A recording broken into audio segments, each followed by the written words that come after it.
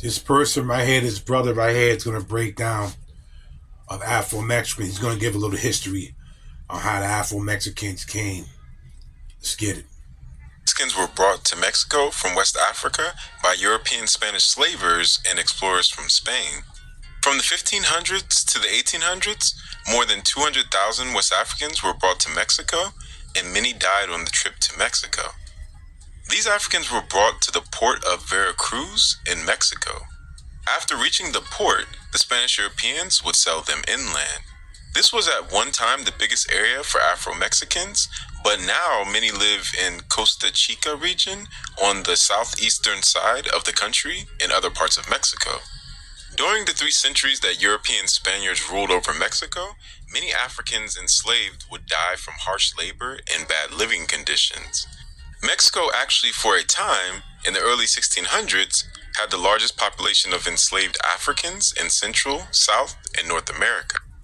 This is some stuff they didn't teach us in high school, grade school, middle school. They never taught us this about Afro-Mexicans. Never thought about even bringing this up.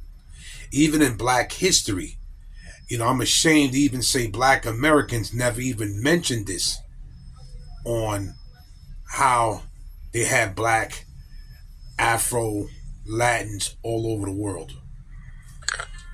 With numerous industries Africans were used in, many Africans mixed with other indigenous populations. Like other Africans throughout the Americas, many Afro-Mexicans would escape to the mountains and create communities. Gaspar Yanga, one of the most famous escaped slaves, established the most significant free community in the state of Veracruz in 1570. This community evaded the Spanish for almost 40 years and is also known as San Lorenzo de los Negros. In 1932, this community was renamed in honor of Yanga. Afro-Mexicans contributed everything in the War of Independence from Spain and Spanish rule for Mexico. It is said that Afro-Mexicans in the Mexican army were the first to initiate the independence struggle. The Dark Army, or a sector of Mexican army during the Independence War, had many revolutionaries in it. One of the Afro-Mexican revolutionaries, General Vicente Guerrero, became the second president of Mexico. Afro-Mexicans also helped develop the country in many industries. That was the brother that the female was breaking down. And that's how Guerrero was born. Industries such as silver mines, farming, labor, and sugar plantations. Other influences to Mexico through music also shapes modern Mexican music as well. The famous song, known all around the world as La Bamba or La La La La Bamba, has African origins. This belongs to the well-known Jarocho music genre, even with contributions. Look at all this history that these Afro-Mexicans and Afro-Latins have, and nobody ever brought this to light. Like, nobody ever told us about things like this. We had to either find out through somebody who's proud to be Afro-Latin or research it ourselves.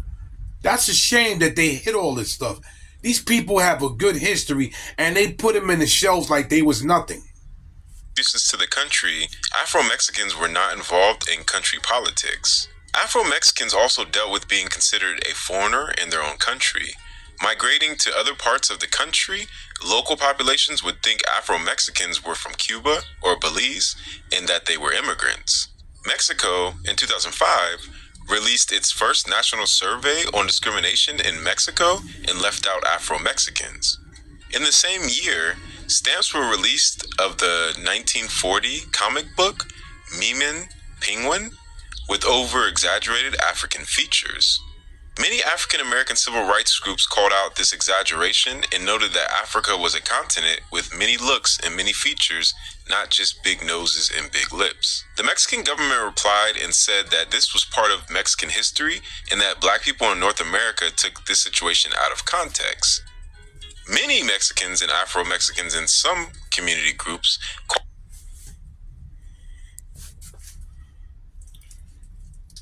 like, share, and subscribe to my channel, and let me know what you think.